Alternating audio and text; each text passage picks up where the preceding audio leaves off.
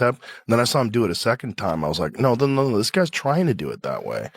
He grabs right here, right? Yeah. And Craig Jones did an awesome chest. breakdown of it on YouTube where he explains why it's effective and what's so good about it. And when he gets the grip locked in, like it's complete, immediate blood shutdown. You know, usually you feel it slowly fading away. It was like right away. Wow, so that dude's got a back. Like the whole started drive-through movie on. The darkness started coming in like as soon as he got the grip. Really? Yeah. He's so fucking strong, man. There's like something.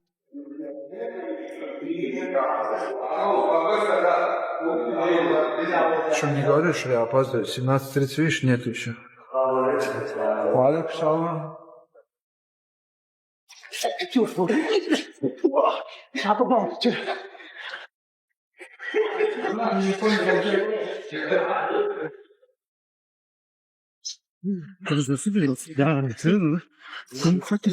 Таир, бала, ну что за дела же? Уая, Таир, эй! Шеф, штраф что надо взять? Отжимание. Железно. Давай 50 отжиманий. Нет, иди, я разберусь. Я хочу посмотреть, бля, если я опоздал, бы меня не оставил. Хорошо, Таир. Таир, давай отжимание. Иди сюда. А что ты еще как будто на прогулку идешь, опоздал, а? Я не опоздал, а ты... Как не опоздал? Опоздал, брат. Не. Сегодня у нас день борьбы проводит Яков. Честно говоря, сегодня можно было просто поиграться. Игры сделать и все, отдохнуть. Утром тяжелая тренировка была.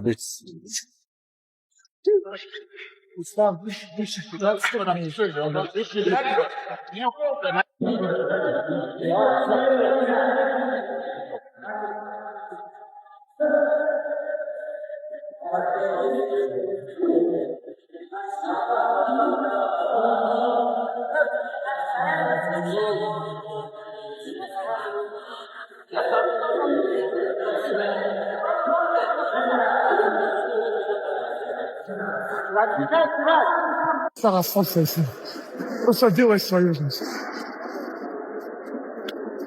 Нет, стил. Есть. 1-0.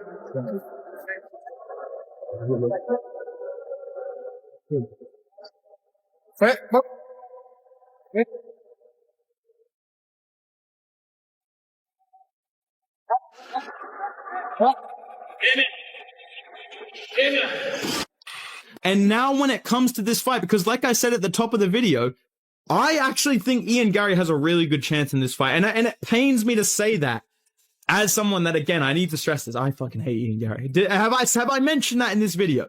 And I'm a fan of Islam Makhachev, okay? But I just need to be real. I feel like Islam Makhachev is playing with fire by not having turned right around. He got offered a fight at UFC 324 after blobbing JDM, taking 0 damage, and moving up to 170, so it's not even this massive weight cut for him now. He clearly bulked up and filled out into the division, but still, it's not the same as cutting to 155 and turning right around. And he turned it down for whatever reason, right? We don't know. He got offered the White House card, apparently turned that down due to injury. And now we're hearing all these rumors that he's going to be back at UFC 330. Again, I'm going to build that card later on in the video, but I feel like he's given these guys a lot of time to improve. He's given Leon Edwards, what's this kid's name? Carlos Prates, Ian Garry, even Michael Morales, even though I don't think he should be in the conversation. He's given all of these guys time to get fights and get better, and they're younger than him, they're hungrier than him. And the biggest thing for me that concerns me about Islam Makhachev in this division is I feel like I'm seeing a pattern right now in the weight class, and I'm going to point it out to you. And actually, it makes me sad to accept this as a JDM fan, but there is just a certain build that is dominating this weight class right now, and it is the tall, lanky, well-rounded strikers. Okay? Listen to this fucking theory. Look at the top 5. Ian Garry, Carlos Prates, Michael Morales, and then JDM and Bilal Muhammad, who have lost to these guys, basically. You know what I'm saying? Think about what I'm telling you, right? Ian Garry, tall, lanky striker with solid grappling. He beat Bilal Muhammad the exact same way JDM did, except JDM did better, you know, whatever. But stuffed his takedowns, pieced him up. That's a good win. But he gets in there with Carlos Prates and he's able to match his frame and do well against him on the feet, outstrike him, mix in the grappling more effectively than JDM was able to. Ian Garry, with his build and his skill set, is able to beat both the guys that JDM and these guys can beat, like, and Sean Brady and Bilal Muhammad, these guys can beat, right? But also is able to beat the other tall, lanky, like mutants at 170 like Carlos Prates. Same with Carlos Prates, dude. This shit is fucking unfair, bro. This guy's massive. I saw this guy in person. It was like a fucking Arkham boss battle started when this guy jumped around the cage. He can handle grappling. We saw it against Leon Edwards. We saw it against JDM. We saw it against Ian Garry. He stuffed basically all of his takedowns. And on the feet... Forget waiting around, because Islam Makhachev is charging straight into the biggest test of his entire career. With his highly anticipated showdown against Charles Oliveira's successor approaching, the undisputed champion has buried himself inside an unforgiving training camp, relentlessly sharpening every weapon available. Yet it isn't only Makhachev's brutal preparation stealing attention. Fresh footage from his camp, alongside the elite coaches directing every move, has fans buzzing and questioning exactly what secret strategy he's preparing for this massive clash. Which parts of his arsenal has Makhachev upgraded most? More importantly, will those improvements completely overwhelm his opponent? Everyone's about to discover soon. Makhachev. He does well with Islam on the stand-up because he's rangy, he's tricky, all those. But on the ground, he doesn't. He does okay, but he doesn't survive on the ground. I don't think. I mean, well, okay, he might survive 5 rounds, but he won't get the best of Islam on the ground. That I'm 100% sure about that. On the stand-up, he's pretty tricky. So one punch can change everything on that. One kick, one punch, one knee, so that's a different story. But on the ground, I don't see him dominating. I see him surviving possibly. So yeah, I could see that. And then the takedown defense that he has is decent, but not great enough to stop Islam from taking him down. But again, sometimes we'll go in there and we'll decide that we're going to do this with Islam. And next thing you know, next round we'll say, okay, take him down now. Or next thing you know, next round we'll go stand up because he's that good. Announce Islam versus Ian Garry. My initial take on this was, oh man, who's going to beat Islam? You need a guy that has that one-shot knockout power who's going to catch him. Nobody's beating Islam by decision. But in what we've seen this year with Strickland, Hamzat, Justin, Ilya, all these crazy upsets, buddy, I'm not counting Ian out. I'm not counting him out. No way. No. Ian Machado Garry, I mean, he's talented as all fuck. I'm not one of those guys who's just going to jump on Islam and glaze him. Like hell no. That's a great fight. You have the 170 pulled up. When you and I have spoken about Islam Makhachev versus Ian Machado Garry, what do you make of that matchup? That's a great fight. Look, it's a great fight. Ian Garry for a long time has been saying that, he is the future. Obviously, it's his nickname. Like, he sees himself as being there with the belt. He's visualized it, but now he's got Makhachev in the division. And I mean, Makhachev's got the kryptonite for every single person in the division. No matter where the fight goes, he's got the skills to challenge you and to cause you issues. Like, of course, since Ian Garry's, been spending time in Brazil, been working on his jiu-jitsu, he's going to be far more confident in his ground game. But at the same time, I don't know if you can be able to replicate what Islam Makhachev can do to you. I think you would have to be in the wrestling room in Dagestan to really feel that kind of pressure. And what you got to remember is that room right now, we keep signing a bunch of guys from Khabib's team. They're all cookie cutter versions of each other. They're all lethal. They've all got great wrestling. They've all got that pressure style with good punching and kicking now. You know what I mean? There's a really elite level in that gym. And Makhachev's at the top of that pile. Everybody in that gym is working towards where he is. And everybody in that gym's a killer. I just don't know if you're going to be able to find the same kind of look that you're going to need to be able to deal with Makhachev. And I think now he's moved up to welterweight. Believe it or not, Islam Makhachev never forgets who truly shaped his incredible rise. Whenever he reflects on the biggest influences behind his success, Khabib Nurmagomedov always tops the list. For Makhachev, everything goes far beyond championship belts and unforgettable victories inside the octagon, centering instead on their lifelong bond. He remembers they grew up only a few hundred meters apart, constantly training side by side from an early age. Even now, Makhachev proudly considers Khabib his lifelong idol, despite their age difference and Khabib's remarkable accomplishments throughout the sport. Это зачастую здесь и как. Сначала подерешься, и потом уже сдружишься. Не, Хаиб был у нас как до сих пор старший в зале. Ну, на тот период для меня он был старше. У нас разницы нету 1 день или 2 дня, или он чемпион, или не чемпион. Он был просто старшим, который показывал нам огромный пример. Мы с ним и в школе тренировались. Как ты сказал, мы между собой не дрались, но вместе на разборки ходили там за школу, за кого-то там. И вот так мы рядом жили. До того, как я попадал к Абдулманапу, у нас дом, наверное, между собой где-то 300-400 метров находился. Я уже его тогда знал. С Хаибом вот так с первого дня у нас был. Everyone thinks Islam Makhachev has already conquered everything, but apparently that still isn't enough. After reaching the absolute pinnacle of his MMA career, he insists his ambition refuses to fade. While many fans believe titles, fame, or wealth power his relentless mindset, Makhachev says the real motivation comes from something far deeper. From the unique atmosphere inside his training camp to the overwhelming pride he derives from pushing himself beyond every limit and achieving greatness. Makhachev has explained the hidden reasons driving his ambition. Instead of merely defending a title, he's determined to continually perform at his best, always remaining atop his game. На первой строчке. Знаете как, это я же всю жизнь этим занимаюсь. И мне вот просто нравится находиться с командой. Вот сейчас приехали на сборы 30 человек. Вот эта атмосфера, она по-любому и в городе не бывает. Вот эти большинство воспоминаний, то, что у меня есть от сборов, это вот когда мы толпой где-то собирались на какой-то базе, вот тренировались. У меня есть много других тоже воспоминаний, но это почти все связано с тренировочными сборами где-то с командой. Ну, вот этого я не хочу терять.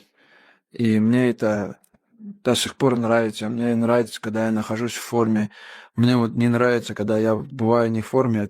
Где-то что-то болели, где-то что-то неохота, утром вставать неохота. Ну вот, когда ты в форме, не знаю, не могу, наверное, объяснить человеку, кто не... So, was Islam Makhachev finally rattled by Ian Garry's non-stop trash talk?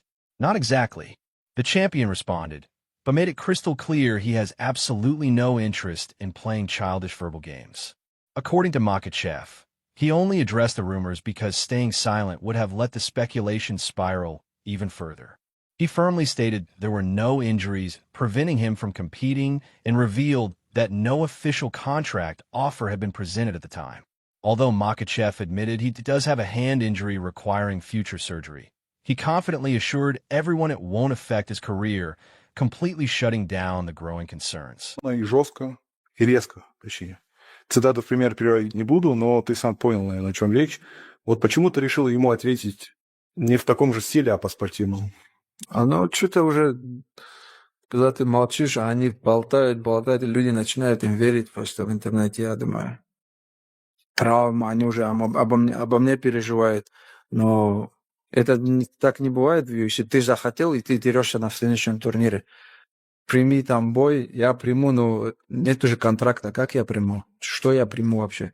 Я им так и ответил. Отправьте контракт, я принимаю любой бой.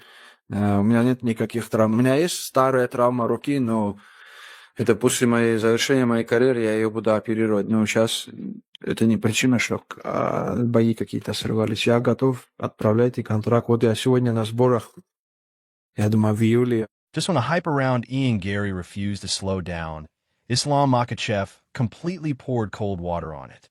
Taking his breakdown even further, Makhachev explained exactly why he doesn't view Garry as a truly credible threat. He pointed to Garry's fight against Shavkat Rakhmonov, arguing that Garry still hasn't shown he can seriously trouble elite opponents with his striking. Makhachev admitted Garry successfully targeted what looked like a weakness, but Rakhmonov eventually adjusted, recovered, and finished the fight. In Makhachev's opinion, that performance proved Garry still has plenty left to demonstrate before earning real respect. Despite tempting offers pouring in from the wrestling and grappling world, Islam Makhachev isn't chasing every flashy opportunity. Unlike certain champions eagerly jumping into crossover matchups, Makhachev remains completely locked onto his MMA journey. With a demanding schedule filled with championship fights and grueling training camps, he believes splitting his focus would make absolutely no sense. The champion also insisted that bigger paychecks won't influence his decision whatsoever. For Makhachev, nothing matters more than protecting his place at the top of the UFC rankings. Proving his legacy inside the cage will always come before everything else. Now the predictions are getting seriously wild. Brendan Schaub jumped into the debate, breaking down every possible outcome of this blockbuster fight. While he still sees Islam Makhachev as the overwhelming favorite, Schaub admitted an Ian Garry upset would completely change everything. According to Schaub, defeating Makhachev would instantly launch Garry into a massive showdown with Conor McGregor, especially if he calls him out afterward. However, if Makhachev successfully defends his title, Schaub believes that dream fight probably disappears. Even so, he refused to completely count Garry out. At first, Schaub confessed Makhachev looked nearly untouchable, arguing any challenger would need genuine fight-ending power because winning a decision against the champion seems almost impossible. Still, after witnessing several shocking MMA upsets this year, Schaub now believes absolutely anything can happen. Rather than dismissing Garry, he praised the Irish contender's skill set, insisting this matchup is much closer than many fans realize. Dan Hardy echoed that excitement, calling it an intriguing challenge, but warned Garry's biggest problem remains Makhachev's complete skill set. Although Hardy acknowledged Garry's major improvements in jiu-jitsu and overall preparation, he insisted nothing truly compares to the relentless pressure Makhachev brings inside the cage.